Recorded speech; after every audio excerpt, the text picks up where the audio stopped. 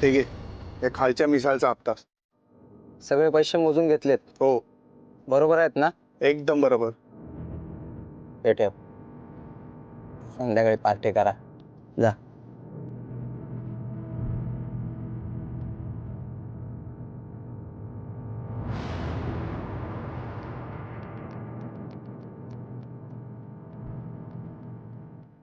पारू,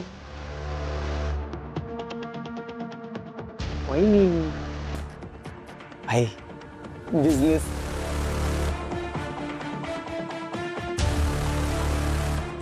का वहिनी, कसा चाललाय तुमचा बिझनेस? आई वहिनी चालतात. बिझनेस चालत नाही, बिझनेस करावा लागतो. ना म्हणजे चाई तर लोकांकडनं ऐकलंय मी. खूप चव आहे म्हणे तुमच्या हाताला. नाही ते काय आहे ना, मी चव चाकलीच नाहीये. काय वहिनी, मला पण चाकू देता का चव? ए लायकीत राहायचा विसरलायस का तू? माझ्या धनींनी तुला कसं फोडलंय ते? का मार कमी पडलाय तुला? अगं ते तर मी विसरलोच नाहीये का.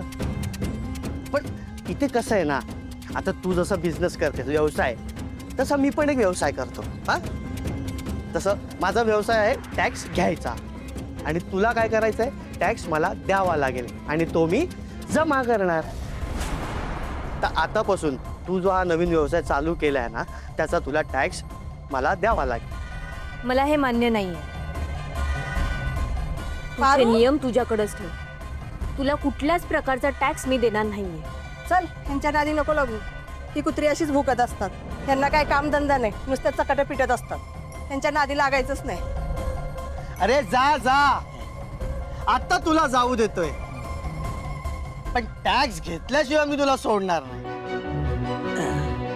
या पारोला तर मी सोडणार नाही रे. कंट्रोल भाई, कंट्रोल.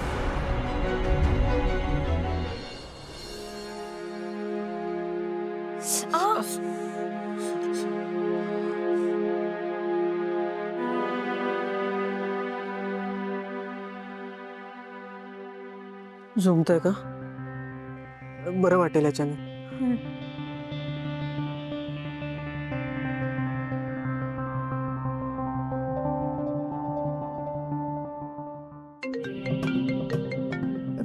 मी काढते. या इकडे.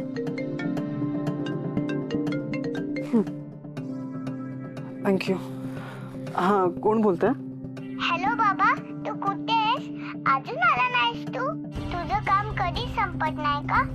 मी कधीपासून तुझी वाट बघते माहितीये.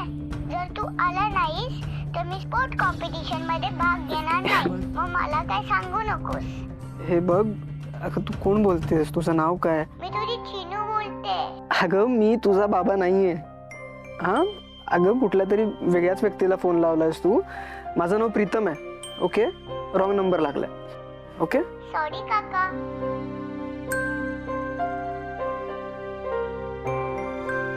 प्रीतम, कोणाचा फोन होता? चिनूचा. चिनू?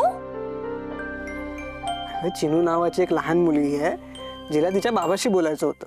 ते रॉंग नंबर लागला होता, म्हणून मला फोन आलेला. अच्छा, असं आहे का? मग काय बोलत होती चिनू? काय तक्रार होती तिची? तक्रार अशी नाही, पण ती तिच्या बाबावर चिडली आहे खूप. तिचा बाबा कामामध्ये इतका बिझी झालाय की तो विसरलाय तिचा स्पोर्ट्स डे. आणि तिला असं वाटतंय की तिच्यापेक्षा तिच्या बाबाला तिचं काम महत्वाचं आहे. प्रिया, आपण एकदम छान आई बाबा व्हायचा. आपण आपल्या मुलांनाच वेळ द्यायचा.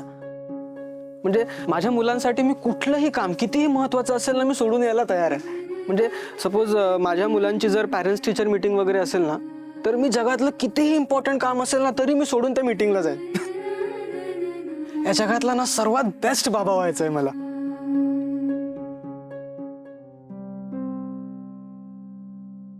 अगं आजच नाही व्हायचंय, वेळ आहे त्याला. स्वप्न बघायला काय हरकत आहे ना? हा, बरोबर आहे ना? बरोबर.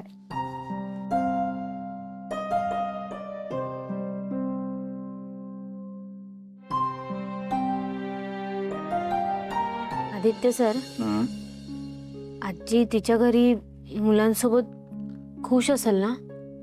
पारू, ती तिच्या हक्काच्या घरी गेली आहे आणि नको काळजी करू. मी ऑफिसमधून निघताना तिच्या मुलाला फोन केला होता. तो म्हणाला आजी रमली आहे तिथे, तुम्ही नका काळजी करू. चांगलंय. आता आजी पटदिशी बरी होईल बघा. चला सुरुवात करा.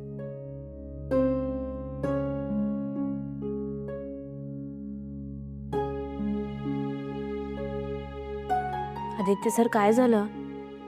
कसला विचार करताय? नाही, काय नाही, जरा प्रोजेक्टचा विचार करत होतो. प्रोजेक्टचा विचार? अहो, आत्ता कुठं प्रोजेक्ट सुरू झालाय ना? नाही म्हणजे काही अडचण आली आहे का त्याच्यात? नाही का, अडचण अशी नाही, पण त्या प्रोजेक्टसाठी आहे ना, मला एक स्टडी टूर करावं लागणार आहे चेन्नईला. आणि तिकडे एक डॉक्टर आहेत, त्यांनी पण अशाच स्वरूपाचा प्रोजेक्ट केलेला आहे. सो मी जर का ते बघून आलं तर आपल्या या प्रोजेक्टला फायदाच होईल ना. चांगलंच आहे की मग. म्हणजे तुम्हाला फायदा होईल त्याचा. आमच्या बॉसला कळायला पाहिजे. पण सरळ सरळ नकार दिला त्याने. काही स्टडी टूरला वगैरे जायची गरज नाही म्हणे, आणि जायचं असेल तर तुझ्या पैशांनी जा. आता मी कसं जाणार आहे माझ्या पैशांनी? कसं म्हणजे? अडचण काय?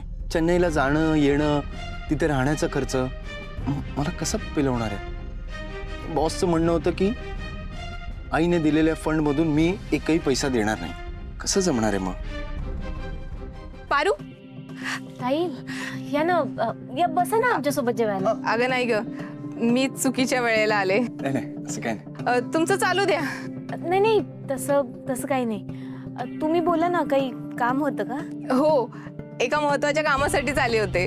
बोला की मग. अगं, मी ज्या हॉस्टेलमध्ये फरशीचं काम करते ना, त्या हॉस्टेलची मेस चांगली नाही ग. त्या मुलांच्या जेवणाचे हाल होत आहेत. 35 मुलं आहेत तिथे. तर मग तू त्यांचा डबा देऊ शकशील का? म्हणजे तुला पण चांगलं काम मिळेल. ती मुलं 3 महिन्याचं पेमेंट ऍडव्हान्स द्यायला तयार आहेत. फक्त त्यांना जेवण चांगलं पाहिजे. घरापासून लांब राहून शिकायला आलेत बिचारी. त्यांच्या पोटाचे लय हाल होत आहेत ग. तू हे काम घेशील का ग? नाही म्हणजे त्यांच्यासाठी डबे द्यायला मला आवडलं असतं, पण मी उद्या कळवलं तर चालेल का? पण नक्की कळवा. चला हो, येते.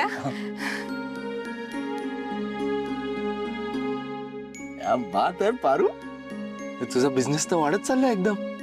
बिझनेस वाढतोय हे चांगलीच गोष्ट आहे. पण सर बघा ना, म्हणजे आधीच 5 डबे आहेत, त्यात आणखी 35 डबे वाढले. म्हणजे समजे मिळून 40 डबे. 40 डब्यांचा स्वयंपाक मी एकटीनं कसा करायचा आहे? आदित्य सर, मला एकटीला कसं जमल?